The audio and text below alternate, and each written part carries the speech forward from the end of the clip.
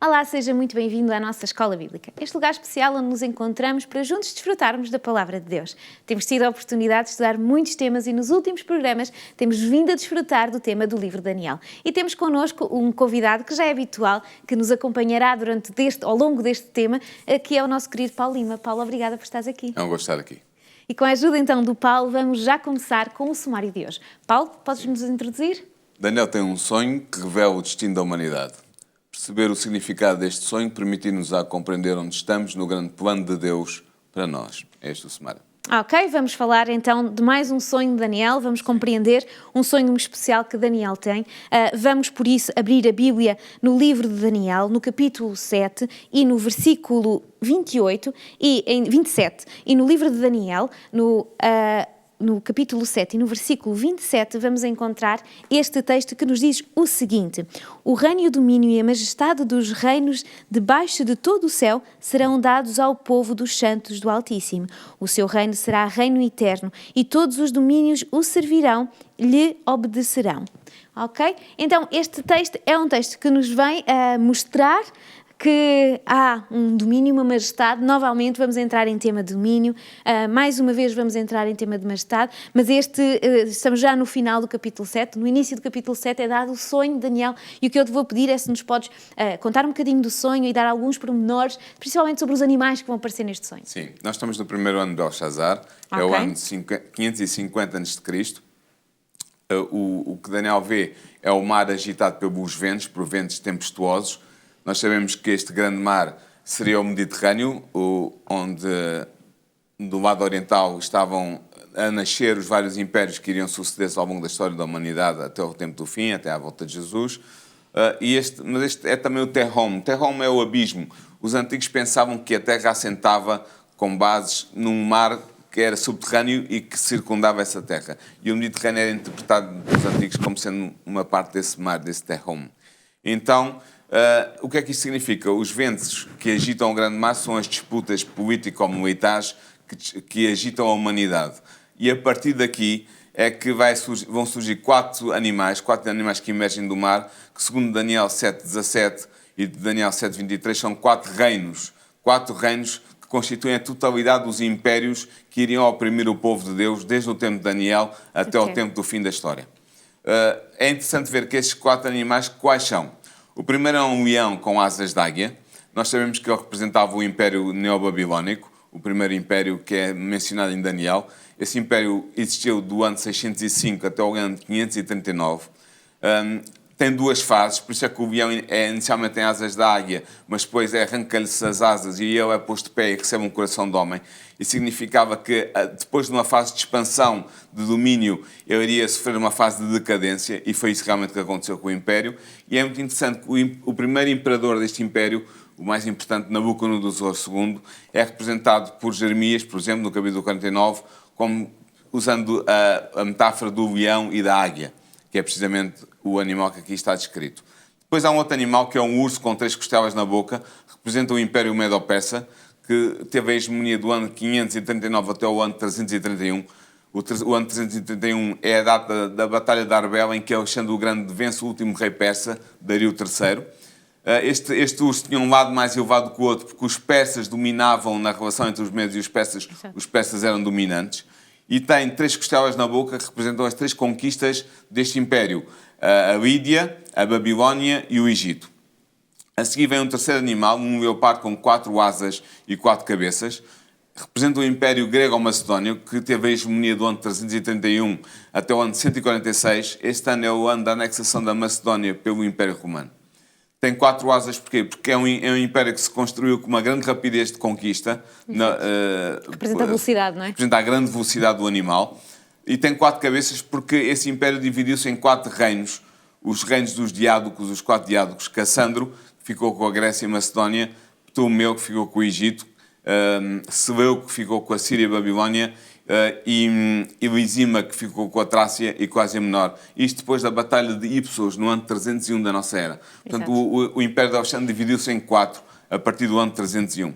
Finalmente, o quarto animal é um animal temível e terrível, não é descrito, é indescritível, e representa o Império Romano, que teve a hegemonia no Império na parte oriental do Mediterrâneo, do ano 146 a.C. até o ano 476 depois de Cristo. Esta última data é a data do último imperador, Rómulo Augusto, que é deposto por Odoacro, um general germânico bárbaro. Os dentes de ferro e as garras de bronze deste animal representam as legiões romanas, com todo o seu poderio militar. É dito dele que ele devorava e pisava o resto com os pés. Significa a política de expansão e de conquista do Império Romano e o seu domínio sobre os povos conquistados, um domínio duro, um domínio de ferro, férreo. E é dito que ele é diferente de todos os outros animais. Porquê? Porque era uma república.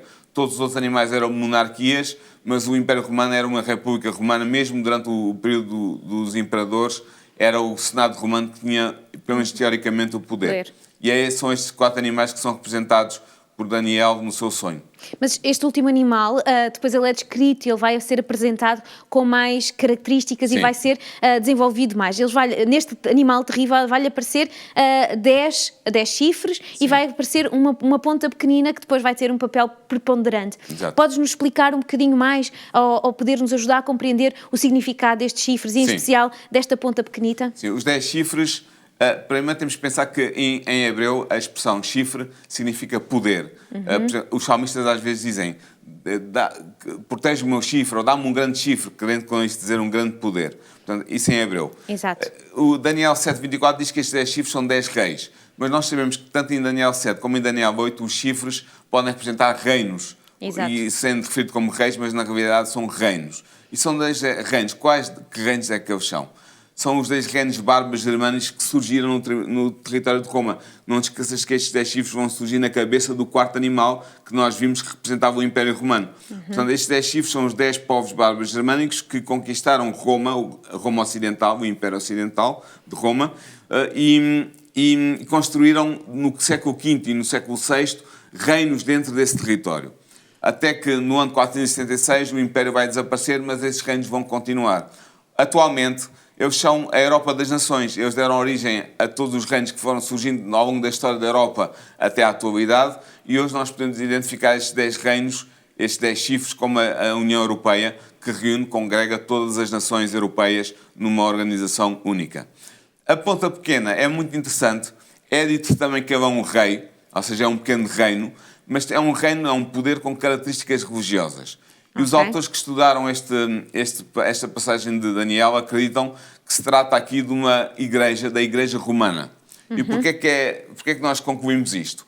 Primeiro, porque ela sucedeu ao Império Romano, ela surge na cabeça da 4ª besta, que é a representação do Império Romano, surge no meio dos 10 povos bárbaros, os 10 chifres que eu ainda há pouco referi, e ganha poder após a instalação, o surgimento destes 10 chifres, ou seja, depois do século V e VI depois de Cristo. Vamos dizer, mas a Igreja Romana é anterior a essa data. Sim, mas o poder que ela ganha em termos políticos ou religiosos é a partir dessa data. A segunda razão é que é dito que ela arranca 3 chifres. E ela realmente destruiu 3 potências arianas, os Eros em 493, os Vândalos em 534 e os Ostrogodos em 538. Estes 3 povos eram povos arianos, ou seja, eles não eram católicos. Exato. Eles seguiam um cristianismo herético em relação àquele que era defendido pela Igreja de Roma e, portanto, eles foram destruídos com a conivência de Roma e foram eliminados da cena política da Europa. A terceira razão para nós identificarmos a ponta pequena com a Igreja Romana é que nos é dito que ela iria proferir palavras grandiosas contra Deus. E eu posso dar muitos exemplos, mas eu vou dar só um exemplo. O Leão III, o Papa Leão III, na encíclica Reunião da Cristandade, que foi publicada em 1894, diz muitas coisas. Uma das frases que ele tem lá é a seguinte: ocupamos nesta terra o lugar de Deus Todo-Poderoso. Okay. Isto é algo muito forte para se dizer. Usurpar o lugar de Deus. Além disso, o Papa, em geral, identifica sempre como o vigário de Cristo. Exatamente. Eles são o representante de Cristo na terra do ponto de vista deles. Embora a Escritura Sagrada nos diga que o representante de Cristo é o Espírito Santo. Exato. O próprio Cristo diz isso no Evangelho de João. Mas eles atribuem a si mesmo a representação de Cristo na terra. E depois uma outra, só para dar mais um exemplo destas palavras grandiosas contra Deus, os papas romanos e os sacerdotes romanos entendem que quando eles estão na missa e há a consagração da hóstia, eles podem criar Deus. Exato. Ou seja, eles tornam aquele pedaço de pão a verdadeira carne do Filho de Deus e tornam aquele pedaço de vinho, aquele golo de vinho, no verdadeiro sangue do Filho de Deus. Eles criam Deus. E há uma teologia inteira à volta desta questão da transubstanciação. Isto é mais uma razão, estas palavras grandiosas proferidas contra Deus. A quarta razão é que esta ponta pequena vai fazer a perseguição aos santos. Ou seja, aos verdadeiros seguidores de Deus, durante um tempo, tempos e metade de um tempo. Esta perseguição nós sabemos que foi feita na história da Igreja Católica pela Inquisição, pelas cruzadas contra os albigenses, pelas cruzadas contra os valdenses e etc. Mas esta perseguição vai ter um período de tempo. Um tempo, tempos e metade de um tempo. Nós sabemos que este período profético de Daniel 7:25 significa 1 ano, 2 anos e metade de um ano. Mas é não é um ano solar, é um ano lunar, do calendário lunar hebreu, que tinha 360 dias. O que significa que, no total, nós estamos em presença de 1.260 dias que devem ser interpretados, como diz proféticos que são, pelo princípio dia-ano. Exato. E este princípio dia-ano diz-nos que cada dia profético representa um ano histórico, literal. Já vimos isto noutros programas, Já vimos noutros programas, exatamente. O que significa que há aqui 1.260 anos de perseguição que a ponta pequena vai mover contra o povo de Deus. Quando é que este período começa? Quando é que este período acaba? Nós acreditamos que ele começa em 538, quando Roma é libertada do cerco que os ostrogodos, uma tribo ariana, estava a fazer ao papado, e o papado tem a possibilidade de exercer o seu poder com liberdade, 538, e vai terminar em 798, o ano em que o general francês Alexandre Berthier vai prender o Papa Pio VI em Roma e vai levá-lo para o exílio. Durante alguns anos deixou de haver Papa efetivo a governar a Igreja Papal, a Igreja Romana. E assim foi anulado o poder político do papado que estava por baixo da perseguição que era feita pelo Papa a todos os verdadeiros filhos de Deus. E o último critério que nos permite identificar a ponta pequena como a Igreja Romana é que é dito que ele cuidaria mudar os tempos e a lei de Deus, bem entendido. Exato. E realmente eles mudaram, por exemplo, da Páscoa, passou do 14 de Nisan para a Páscoa cristã que se celebra durante a Sexta-feira Santa, ou o Sábado Santo e o Domingo Santo, sempre na mesma ordem. Exato. Enquanto que a Páscoa do 14 de Nisan variava os dias da semana. Mas isso foi posto de parte. Também é interessante ver que os 10 mandamentos, a lei de Deus por excelência, aquilo que nós pensamos quando pensamos na lei de Deus, pensamos nos 10 mandamentos desde o 20. Exato, que são imutáveis e foram dadas pelo dedo de Deus. Exatamente, escritas pelo dedo de Deus, como tu disseste muito bem, foram mudados pela Igreja Romana. Como é que foram mudados? O segundo mandamento, que proíbe a realização de imagens e a adoração de imagens, foi eliminado da lei. E o quarto mandamento, que passou a ser o terceiro na lei na versão católica, em vez de dizer que para te lembrares do sábado, do sétimo dia, diz lá, lembra-te do domingo e dos dias de festa. Ou seja, houve uma alteração na lei de Deus, deixou de se guardar o sétimo dia, o sábado, para se passar a guardar o primeiro dia, o domingo. Eu digo isto, dará a impressão que eu estou aqui com algum sentimento anticatólico. Não é isso. Temos que fazer a distinção entre os crentes católicos, que são muitos deles fiéis na sua fé e que são aceitos por Deus, e o sistema eclesiástico católico que está a contender contra Deus e a desvirtuar a verdade de Deus. Exatamente, e depois nós não podemos esconder aquilo que é histórico, não é? Exatamente. Quando nós vamos ver uma coisa, temos que olhar para ela com visão histórica, e estes são acontecimentos históricos que nós conseguimos identificar na história da humanidade. Exatamente. Existem aqui duas expressões que são muito importantes, que é a expressão juízo e filho do homem. Quando é que se dá este juízo e quem é o filho do homem?